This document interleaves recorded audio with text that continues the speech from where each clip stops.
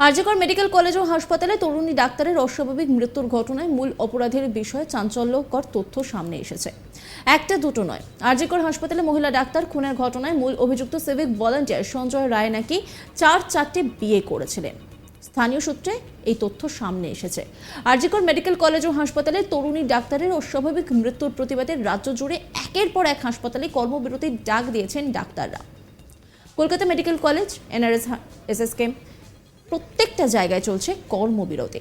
এই কর্মবিরতির ফলে সমস্যায় পড়েছেন হাসপাতালে চিকিৎসা করতে আসা সাধারণ রোগীরা। অনেক ক্ষেত্রেই দূর থেকে চিকিৎসার জন্য এসেও ফিরে যেতে হচ্ছে রোগীদের। কলকাতার ঘটনার প্রভাব পড়েছে বিভিন্ন জেলা হাসপাতালগুলিতে, যদিও প্রতি ক্ষেত্রে জরুরি পরিষেবা বিভাগগুলি খুলে রাখা হয়েছে বলে দাবি হাসপাতাল কর্তৃপক্ষের। অন্যদিকে সাগরদত্ত মেডিকেল কলেজ হাসপাতাল এবং নীলরতন সরকার হাসপাতালেও শুরু হয়েছে বিক্ষোভ। চলছে জুনিয়র চিকিৎসকদের কর্মবিরতি। একই ছবি বর্ধমান মেডিকেল কলেজও। কর্মবিরতির ডাক দিয়েছেন ডাক্তাররা। সব মিলিয়ে গোটা রাজ্য জুড়েই কার্যত একই ছবি।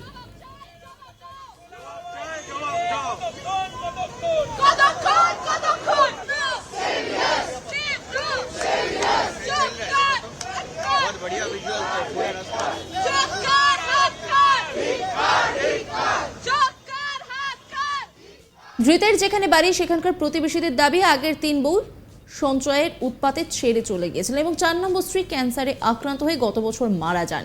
সঞ্চয় প্রায় দিনই নাকি রাতে নেশা করে বাড়িতে ঢুকত, এই দাবি করছেন তার প্রতিবেশীরা। ছেলের এই কাণ্ডে সঞ্জয়ের মা কি ভাবছেন তা জানতে আমাদের প্রতিনিধি পৌঁছে গিয়েছিলেন তার বাড়িতে, মানে যে বাড়িতে সঞ্জয় থাকতেন সেই বাড়িতে। যদিও তার ছেলে এমন কুকীর্তির কথা কিছুতেই মানতে পারছেন না তার মা মালতী রায়। আজ বাংলার প্রতিনিধিকে সরাসরি জানালেন তার ছেলে এরকম হতেই পারে না। তিনি কার্যত জোর গলায় বললেন, আমার ছেলে ভালো ছেলে, এমন বিয়ে হলো আমার ছেলের জীবনটাই শেষ হয়ে গেল। তার মা আমাদের ঠিক কি বলেছেন শোনাবো আপনাদের। আরজিকরের ঘটনায় যাকে গ্রেপ্তার করা হয়েছে পেশায় সিভিক ভলেন্টিয়ার সঞ্জয় রায়, তার বাড়িতে আমরা এই মুহূর্তে এসে পৌঁছেছি। আমাদের সঙ্গে রয়েছে সঞ্জয়ের মা। আপনি সঞ্জয় রায়ের মা তো? হ্যাঁ, আমি সঞ্জয়ের মা। আপনার ছেলেকে গ্রেপ্তার করা হয়েছে, সবাই আসছে তাই জিজ্ঞেস করছে, সবাই আসছে তাই জিজ্ঞেস করছে কেন হবে। আমি কি বলবো বলুন, আমার তো বলার কিছু নয়, আমি তো এর মধ্যে নেই।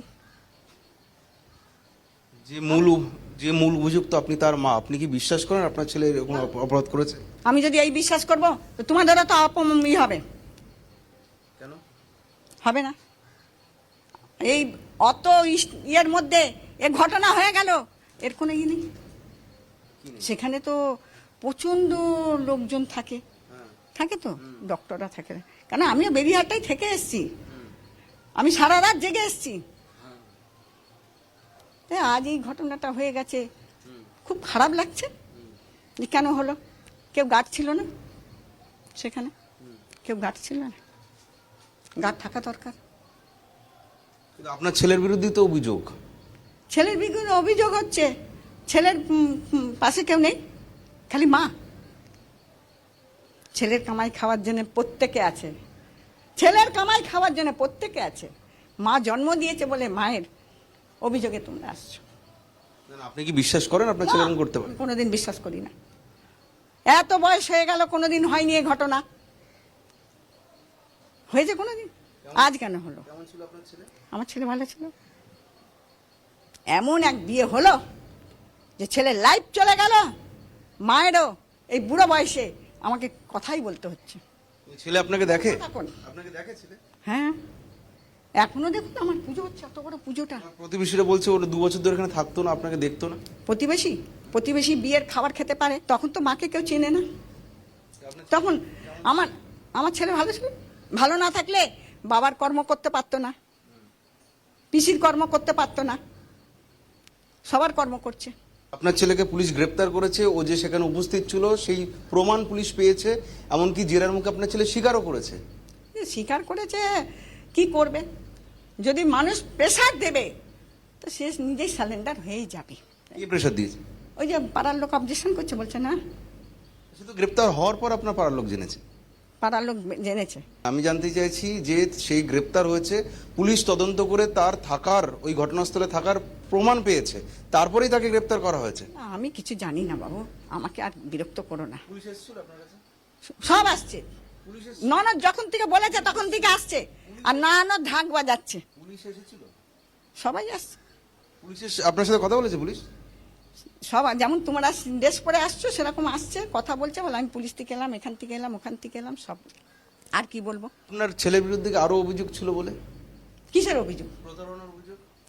আমি কি করে জানবো? আজকে আপনার মায়ের সঙ্গে কথা বলতে সবাই শুনছে যে মালতী রায় কথা বলছে। আচ্ছা, আপনার ছেলে কি করতো? আপনার ছেলে কি করতো?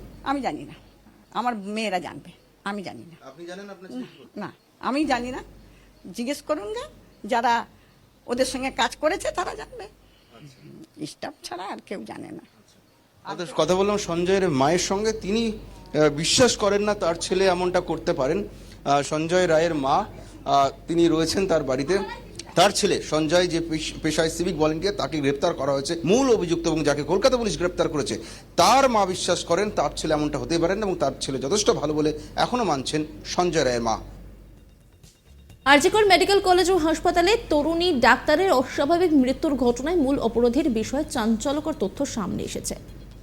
একটা দুটো নয়, আরজিকর হাসপাতালে মহিলা ডাক্তার খুনের ঘটনায় মূল অভিযুক্ত সিভিক ভলান্টিয়ার সঞ্জয় রায় নাকি 4-4টে বিয়ে করেছিলেন। স্থানীয় সূত্রে এই তথ্য সামনে আসে। আরজিকর মেডিকেল কলেজ ও হাসপাতালে তরুণী ডাক্তারের অস্বাভাবিক মৃত্যুর প্রতিবাদে রাজ্য জুড়ে একের পর এক হাসপাতালে কর্মবিরতির ডাক দিয়েছেন ডাক্তাররা। Kolkata medical college, NRS, SSKM প্রত্যেকটা জায়গায় চলছে কর্মবিরতি। এই কর্মবিরতির ফলে সমস্যায় পড়েছেন হাসপাতালে চিকিৎসা করতে আসা সাধারণ রোগীরা। অনেক ক্ষেত্রেই দূর থেকে চিকিৎসার জন্য এসেও ফিরে যেতে হচ্ছে রোগীদের। কলকাতার ঘটনায় প্রভাব পড়েছে বিভিন্ন জেলা হাসপাতালগুলিতেও, যদিও প্রতি ক্ষেত্রে জরুরি পরিষেবা বিভাগগুলি খোলা রাখা হয়েছে বলে দাবি হাসপাতাল কর্তৃপক্ষের। অন্যদিকে সাগর দত্ত মেডিকেল কলেজ হাসপাতাল এবং নীলরতন সরকার হাসপাতালেও শুরু হয়েছে বিক্ষোভ। চলছে জুনিয়র চিকিৎসকদের কর্মবিরতি। একই ছবি বর্ধমান মেডিকেল কলেজেও। কর্মবিরতির ডাক দিয়েছেন ডাক্তাররা। সব মিলিয়ে গোটা রাজ্য জুড়েই কার্যত একই ছবি।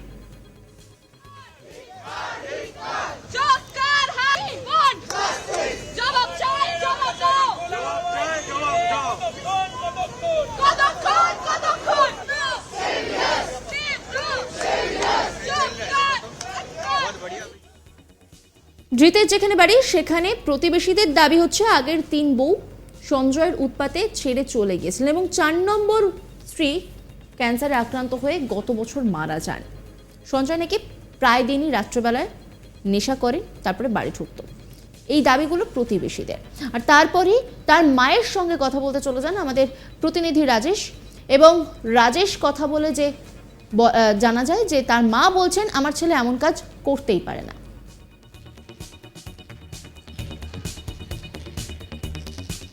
নজর রাখুন আজ তাক বাংলার ইউটিউব স্ট্রিমিংয়ে।